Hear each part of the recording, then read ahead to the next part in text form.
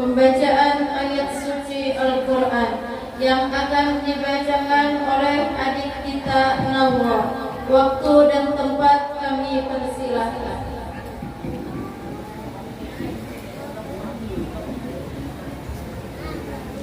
Assalamualaikum warahmatullahi wabarakatuh.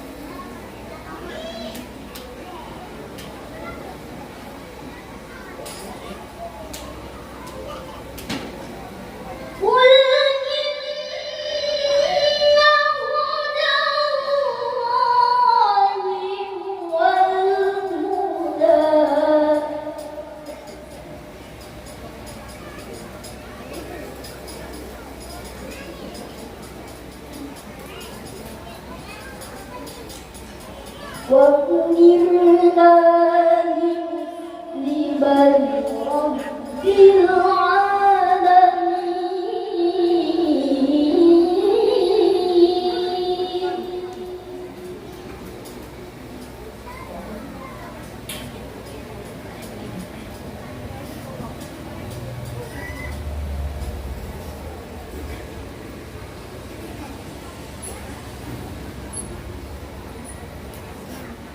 وأن أقيموا الصلاة واتقوه.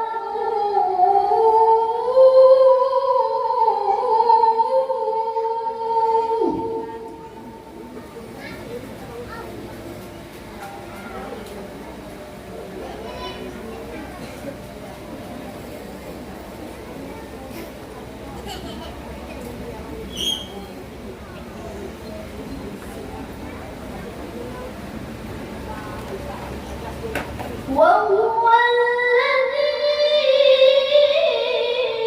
إليه تحشرون.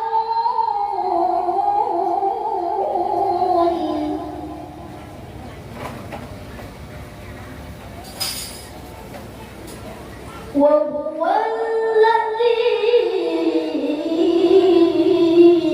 إليه تحشرون.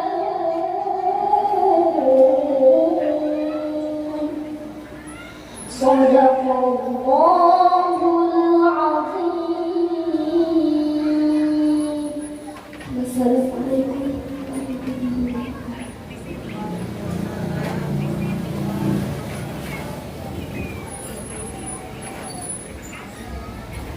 Dan acara yang selanjutnya yaitu ceramah agama yang akan disampaikan oleh Ustaz Muhammad Rodi Ishaq yang datang dari Kerengpangi. Dengan hormat, waktu dan tempat kami persilahkan.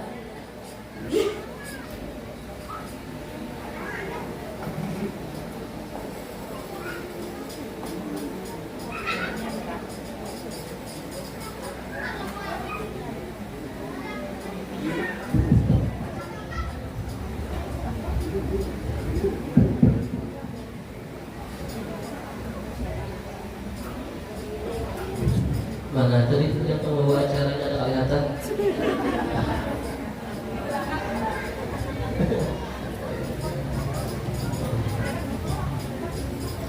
Assalamualaikum warahmatullahi wabarakatuh.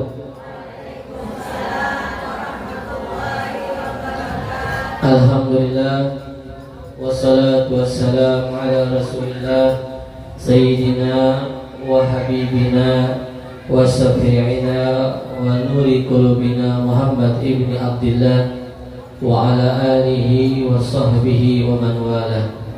Subhanaka la ilma lana illa ma 'allamtana innaka antal alimul hakim wa la haula wa la quwwata illa billahil aliyyil azim. Rabbi shrah li sadri wa yassir li amri wahlul 'uqdatam min lisani yafqahu qawli, amma ba'du. Alhamdulillah, segala puji bagi Allah Subhanahu wa taala yang mengumpulkan kita di siang hari yang cerah ini. Alhamdulillah, kadada angin yang ribut, kadada banyu yang pasang,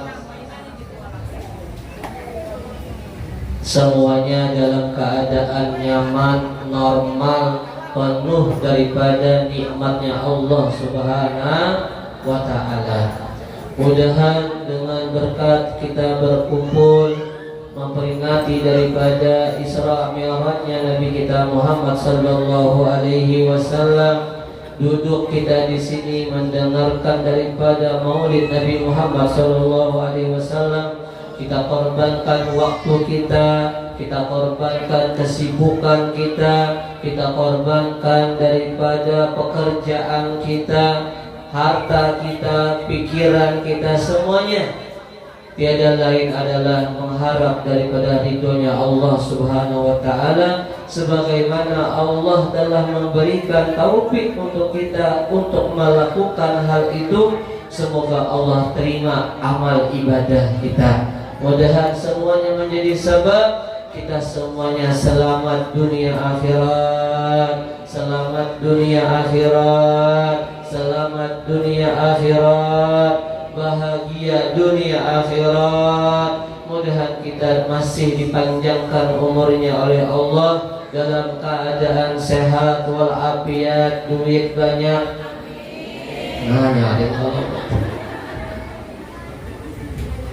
Mudah-mudahan Allah Subhanahu wa taala memberikan kepada kita suami yang ganteng-ganteng, yang soleh, yang baik, yang ba'anum, yang kita dulu mati sebelum sini. Kata dua ini, jadi hendak laki dulu kan, mati apa biar dulu kan? Mudah-mudahan keluarga kita menjadi keluarga yang sakinah, mawaddah, warahmah. Diberikan kita semuanya keturunan yang soleh, solehah, zuriat yang mubarakah, yang membanggakan kita, yang taat kepada kita, yang menjadi kebanggaan agamanya, masyarakatnya, kebanggaan Nabi Muhammad SAW. Mudah kita semuanya diberikan oleh Allah rezeki yang halal, yang berkah, yang luas. Mudahan ada yang belum berhaji, mudahan lakas naik haji. Yang masih belum berumrah, mudahan lakas berumrah. Yang belum berziarah ke makam Nabi Muhammad, berziarah kepada Nabi Muhammad. Mudahan insyaallah sebarataan Allah kabulkan hajat kita dunia dan akhirat kita. Mudahan yang belum kawin, mudahan lakas dapat jodoh. Jangan amin lagi, emang sudah? Oh, amin amin. Dan semoga Allah angkat segala penyakit yang ada dalam diri kita. Allah angkat segala penyakit yang ada di dalam hati kita. Mudahan kita keluar daripada majlis ini, musala ini, habis segala penyakit hati, jasmani, rohani kita. Dan Allah tutup umur kita setelah panjang umur 200 tahun hanya meninggalan pada tahun pian. Amin ya rabbal alamin. Pian berapa aja dah? 84. Tambah lagi 100 ya Pak. Oke aja lah. Ma'asyiral muslimat wal hadirat rahimakumullah. Bahwasanya peristiwa Isra dan Mi'raj adalah suatu peristiwa yang selalu kita memperingatinya, dan sangatlah banyak hikmah pelajaran yang bisa kita ambil, yang bisa kita pelajari, yang bisa kita untuk mempraktekannya. Di antara hikmah demi hikmah, pelajaran demi pelajaran, di antaranya adalah kewajiban sholat 5 waktu. Di sini Allah Subhanahu wa taala tidak cukup memerintahkan dengan ayat-ayatnya. Aqimis sholat li zikri. Berapa banyak ayat di dalam Al-Quran menjelaskan tentang kewajiban sholat. Tetapi nggak cukup di situ. Allah Subhanahu wa taala langsung manggil Nabi Muhammad sallallahu alaihi. Berarti ini adalah suatu perkara yang luar biasa. Contoh, kita biasanya amun ada masalah yang biasa anggap kita ringan, kita cukup berteleponan. Tetapi ketika menghadapi suatu masalah yang sangatlah genting, yang sangatlah penting, pasti kita memikirkan hendak langsung bertemu lawan orangnya. Begitu juga masalah sholat. Saking pentingnya ini masalah sholat, ini Nabi Muhammad SAW langsung diundang oleh Allah Subhanahu wa taala. Berarti di dalam sholat mempunyai sesuatu kelebihan, manfaat, anugerah, keberkahan yang luar biasa. Di antaranya di dalam sholat mengajarkan kepada kita untuk kita bersifat tawadu. Sifat apa, Bu? Tawadu. Coba kita perhatikan, siapapun yang mempunyai kemuliaan, baik mulia itu dengan jabatannya, baik mulia itu dengan ilmunya, baik mulia itu dengan yang namanya kekayaannya, kecantikannya, ataupun yang lainnya. Tetapi ketika sholat semuanya pada ruku. Yang kaya ruku enggak? Yang punya ilmu ruku enggak? Yang punya kecantikan ruku enggak? Yang punya jabatan ruku enggak? Ruku. Begitu juga ketika sujud, yang mana kita tahu orang biasanya yang paling dijaga adalah kepalanya. Jujur kada? Kita amun ditunjul orang tangan awak masih memaafkan kada? Masih memaafkan kada? Masih. Tapi amun kepala pia ditunjul orang, kira-kira biar baik. Biar duit kah? Balas, samit, muar, kada menagur. Ya kalau kenapa? Ini kepala nih, jangan macam-macam. Ya kalau namanya kepala nih sesuatu yang anu benar bagi kita, mulia benar bagi kita, mungkin. Tetapi ketika di dalam sholat semuanya sujud, tunduk kepada Allah Subhanahu wa ta'ala. Bagaimanapun profesi kita, pekerjaan kita, kemuliaan kita, kekayaan kita, jabatan kita, semuanya lepas ketika sudah tunduk kepada Allah, sujud kepada Allah Subhanahu wa ta'ala. Maka di dalam sholat adalah mengajarkan kita ketika kita bermasyarakat agar kita ini adalah orang yang bersifat tawadu. Maka kalau kita istiqomah dalam sholat, selalu mengerjakan sholat, insya Allah kita akan mempunyai yang namanya sifat tawadu, lawan daripada sifat sombong.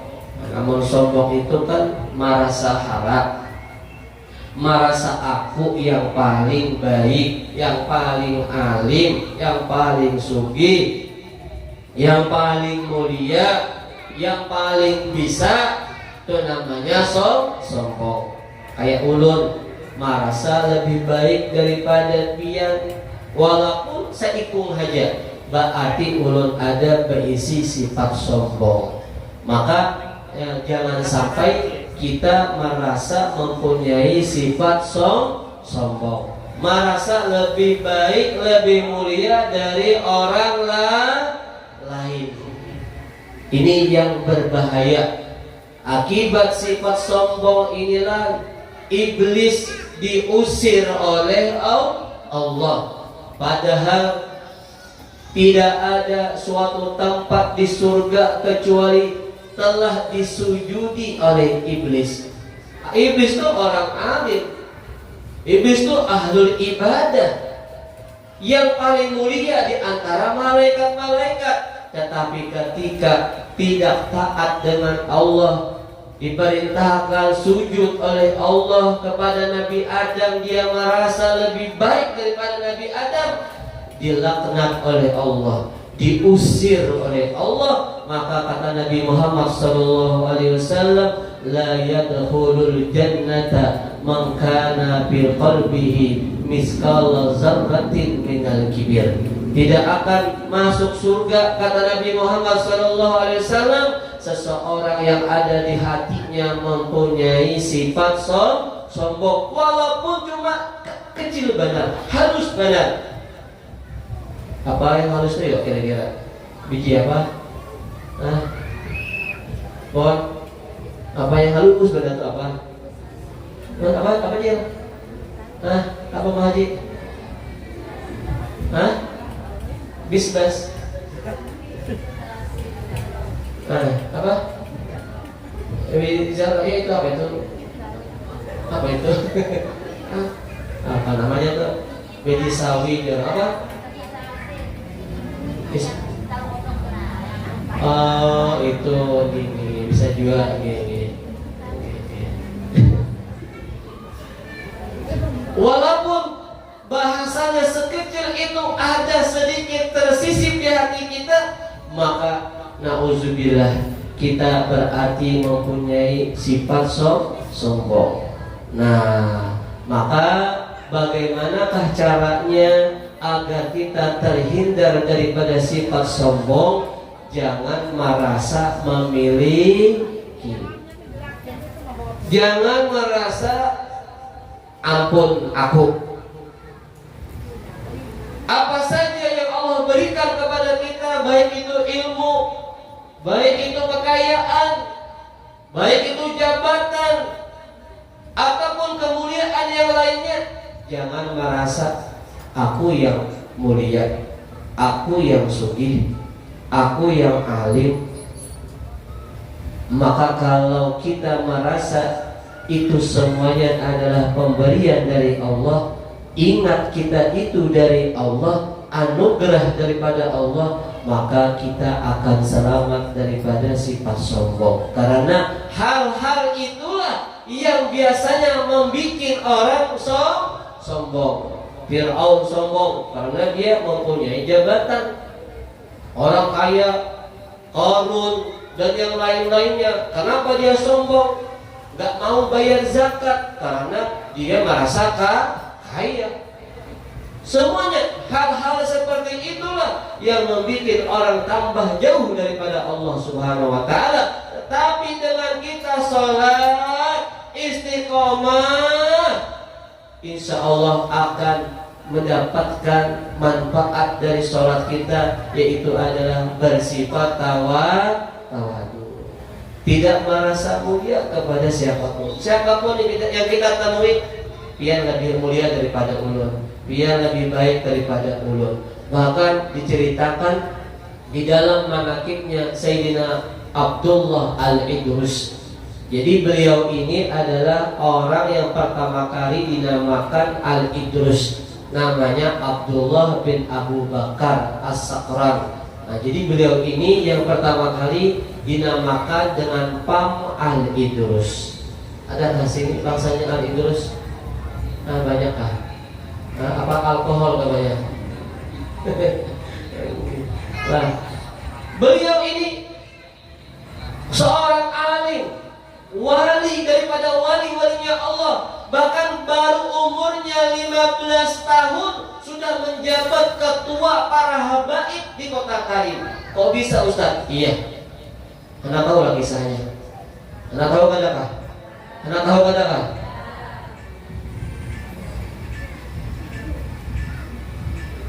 Jadi ketika itu ada pemilihan ketua para habaib di kota Tarim, yang mana Al-Imam Muhammad bin Hasan Jamalul Lail, beliau ketika itu di antara tatuha-tatuhanya para habaib. Lalu beliau mengadakan, memikirkan, memusyawarahkan siapa yang akan mengganti, yang akan menjadi ketua daripada para habaib, para wali-walinya Allah yang ada di kota Tarim.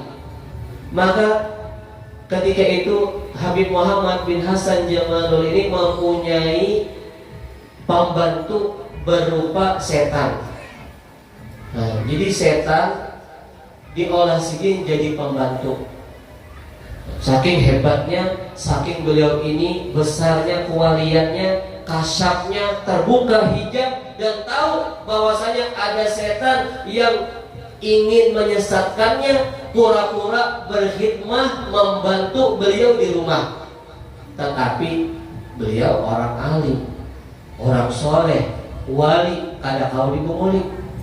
Dibiarkan sidin 1 tahun, 2 tahun, 3 tahun, 4 tahun, bahkan lawan sidin Setan tadi mencari celah kayak apa caranya hendak menggoda Sidin, tetapi kada dapat. Datang kawan Sidin, ya Habib Muhammad, ini yang bakhil melawan bin tahu lah biar. Ya Habib Muhammad bin Hasan Jalalain tahu ya. Setan. Biar aja. Kita uyuhkan dunia. Ya Sidin. Tahu Sidin. Akhirnya setan menggamar. Nah dia ketahuan nama. Lalu setelah itu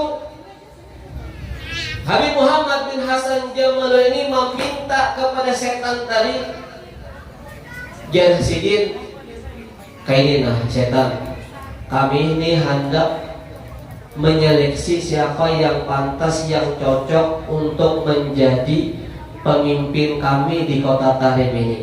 Lalu Sidin meminta lawan setan tadi pakai jubahan, pakai imamah gonor putih, botongkat kayak wali itu bang, kayak wali, padahal siapa? Setan padahal setan. Lalu setan tadi yang pakai jubah tadi, pakai seraba putih tadi, pakai tongkat tadi, masuk ke masjid yang namanya katanya Masjid Ba'alawi di kota Tarim. Maka orang-orang berdirian orang menghormati tadi, dikira orang alim, dikira orang soleh, dikira wali daripada wali-walinya Allah. Berdirian orang. Ketika itu melihat apa? Habib Abdullah Al-Idrus tadi yang umurnya baru 15 tahun. Melihat dari kejauhan beliau pinandu karena beliau dari kecil sudah menjadi wali daripada wali-walinya Allah. Ketika umur 15 tahun sudah kewaliannya diakui, ketinggian derajatnya diakui. Setelah itu ketika memandang setan tadi yang menyamar tadi, didatangi Sidin, ditampar Sidin. Ihsa anta ya lain, ya Sidin. Beliau kamu wahai yang dilaknat oleh Allah Subhanahu wa taala. Tak kajutan orang bersalaman. Yang lain bersalaman mencium tangan. Al-Habib Abdullah Al-Idrus tadi apa? Ditampar Sidin. Bingung orang melihat. Ternyata setelah itu Habib Muhammad bin Hasan Jalalain, nah Sidin, inilah yang pantas sudah menjadi pemimpin kita. Ini beliau yang mana di antara manaqibnya Habib Abdullah Al-Idrus ini, beliau ketika mujahadah bersungguh-sungguh di dalam ibadah, ketika itu beliau didekati dengan seorang anjing. Seorang kah apa seekor kah? Yang mana yang jujur? Seekor kalau seekor seekor anjing. Maka beliau mengatakan ketika itu, wahai anjing, ketahuilah, kamu lebih mulia daripada saya. Kamu lebih mulia daripada saya. Kenapa kata beliau? Kamu kalau sudah mati tidak ada hisabnya. Sedangkan kami, kata beliau, kalau telah meninggal dunia masih ada ditunggu hisabnya daripada Allah Subhanahu wa ta'ala. Ini beliau, padahal orang alim besar, wali besar, tetapi tidak ada merasa dalam dirinya lebih mulia bahkan daripada seekor anjing. Inilah pertama daripada fadilah keutamaan kita mendirikan sholat, istiqomah di dalam sholat. Yang kedua, faedahnya adalah kalau kita istiqomah di dalam sholat, maka akan mendatangkan kepada kita ketenangan. Sarihatun lisadri. Di dalam kitab Zadul Ma'ad disebutkan bahwasanya kalau kita itu sholat dan selesai daripada sholat, maka hati kita akan tenang. Bisakah merasakan apa kata? Tadi beberapa sembahyang zuhur, kalau lah kira-kira tadi dibahas sembahyang zuhur, tenangkah hati apa kadakah? Kalau kada tenang berarti banyak yang dipikirkan. bikinkan baras, bikinkan iwak, bikinkan acara Isra Mi'raj, bikinkan kumpulan, bangulitan, bikinkan mikrofon, bikinkan ini itu. Akhirnya kada khusus sembahyang, maka kita kada dapat ketenangan. Jadi kalau kita di keluarga sholat, abahnya sholat, yang bini sholat, yang anak sholat, maka rumah tangga kita akan menjadi rumah tangga yang tenang. Biar rasakan ya, lain lawan orang yang kada bersembahyangan. Coba biar rasakan, perhatikan. Keluarga tuh seberataan, keluarga sembahyang berataan, menjaga sembahyangnya lain lawan keluarga yang sebagian sembahyang sebagian kada lain mana. Rasakan aja biar nyaman hati kita tuh. Kalau sudah sembahyang tuh nyaman, tenang, bisa berpikir dengan jernih. Bisa kita menyelesaikan perkara-perkara yang sebelumnya kita kada tahu menyelesaikannya. Tetapi setelah sembahyang, Allah berikan kepada kita macam-macam pemberian pemikiran sehingga ketika selesai sholat ada aja jalan keluar. Ini maka tadi kalau sudah kita bisa istiqomah di dalam sholat, maka semuanya akan menjadi tenang. Hati tenang, di warung tenang, di toko tenang, di rumah tenang, bertetangga tenang, di kantor tenang. Maka dimanapun kita berada, insya Allah selalu hati kita menjadi tenang. Ini adalah fadilah keutamaan yang kedua. Yang ketiga, di dalam kitab tersebut juga disebutkan adalah jalibatun lil rizki. Sembahyang itu mendatangkan daripada rezeki. Nah, jadi pian kadang-kadang kita ini mencari botol aqua. Botolnya apa, bajunya apa? Mencari banyu, minta lawan paguruan, minta lawan habaib, bib, guru. Nah, doakanlah supaya warung ulun rame. Bib, guru, doakanlah supaya usaha ulun rame. Doakanlah lanting ulun supaya banyak dapat amas. Jika dapat amas, ada heran-heran lagi lawan gurunya. Rancak tuh kita tahu itu banyak tuh. Padahal ada sudah jelas bahwasanya di antara fadilahnya agar hidup kita ini nggak susah, rezeki kita nggak susah, jaga sholatnya.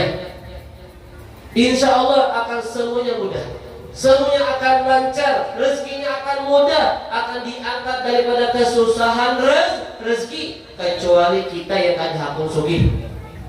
Ini ada juga orang itu kada hakun sugih. Ada nggak di sini? Ada nggak di sini orangnya kada hakun sugih?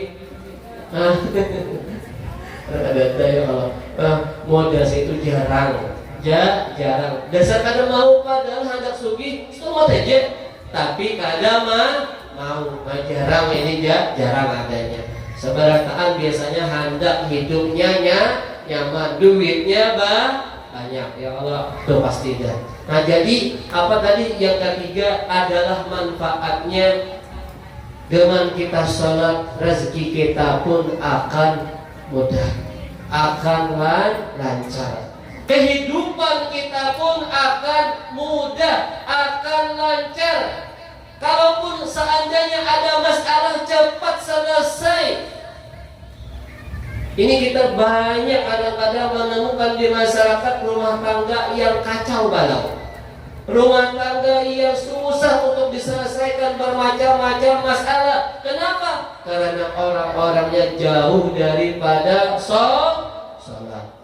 Maka ya, kita hendaknya menjaga daripada sholat kita.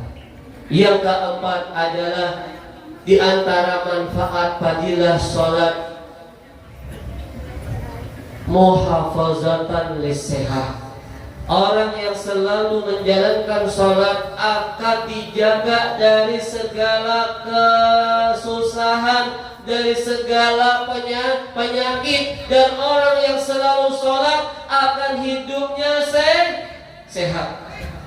Sehat, tak ada gampang gelingan, asal bujur sembahyangnya. Jadi setiap gerakan sholat itu mengandung fadilah. Setiap gerakan sholat itu mengandung manfaat. Jadi kalau kita ingin sehat, tidak punya penyakit-penyakit yang macam-macam, jaga sholat kita. Kalau bisa sholatnya banyakin. Kadang sembahyang fardu aja, sholat duha kita gawi. Dan Nabi apa? La faqra ma'ad duha. Tidak akan menjadi orang fakir kalau sholat duha. Nah, bahkan di dalam suatu hadis menerangkan alamatnya, tandanya orang munafik, dia meninggalkan sholat duha. Nah, ini penting nih sholat duha lah. Nah, 2 rakaat aja kan udah 8 rakaat ya. 2 rakaat aja istiqomah kan, buka toko misalnya. Nah, sembahyang 2 rakaat sholat duha. Mudahan dapat rezeki hari ini yang bagus, yang halal, yang baik. Banyak tambah lagi, ya Allah. Nah, sholat duha lah supaya rezeki kita nyaman, mudah, lancar. Nah, jadi tadi apa? Fadilah, keutamaan yang keempat, awak jadi sehat. Nah, inilah, jadi kita kalau sembahyang, insya Allah terhindar daripada yang namanya stroke. Wah, ini banyak banget orang kena stroke. Ya kalau banyak benar. Nah, jadi ada amalan. Nah, ulun ijazahkan lawan biar amalan kalaunya digawi, ini amalan dibaca setiap imbah maghrib dan imbah subuh, maka akan terhindar daripada 4 penyakit. Akan terhindar daripada 4 penyakit. Di dalam kitab namanya Tazkiratul Mustafa disebutkan fadilah keutamaan amalan ini. Dan ulun mendapat ijazah dari guru ulun yang bernama Al-Habib Husain bin Agil. Beliau tinggalnya di Probolinggo sana. Beliau telah mengijazakan kepada kami, kata beliau, barang siapa yang membaca amalan ini, handap aja subhanallah wa bihamdihi subhanallahil azim wala haula wala quwata illa billahil aliyil azim. Subhanallah wa bihamdihi subhanallahil azim wala haula wala quwata illa billahil aliyil azim. Subhanallah wa bihamdihi subhanallahil azim wala haula wala quwata illa billahil aliyil azim. Kita untuk membaca dicobakan terapak dibaca 3 kali, dibaca 3 kali, dicobakan disapukan kawak. Atau juga setiap baca itu setiap baca sekali dicobakan kanan, disapukan kawak. Subhanallah wa bihamdihi subhanallahil azim wala haula wala quwata illa billahil aliyil azim. Baca pula sampai 3 kali. Apabila membacanya imbah maghrib lawan imbah subuh, maka jar Nabi Muhammad SAW akan dijaga dari 4 penyakit. Yang pertama adalah stroke. Pernah kami berelam kepada orang yang stroke dengan beliau Habib Husain tadi di Banjarmasin. Sudah lawas kada mau bangun orang ini. Lawas sudah kada mau bangun, kami berelam ke situ. Di sini amalan tadi disuruh membaca subhanallah. Ketika kami mengelangi kembali orang tadi yang stroke tadi, ampih stroke kau berjalan. Ini yang perlu langsung melihat fadilah keutamaan yang kita baca tadi. Jadi yang pertama akan dijaga dari penyakit stroke namanya. Yang kedua dijaga dari penyakit buta. Buta. Yang ketiga dijaga dari penyakit kulit yang membahayakan. dari stroke, dari buta, dari penyakit kulit yang membahayakan, dan dari yang namanya gila, junun, gila.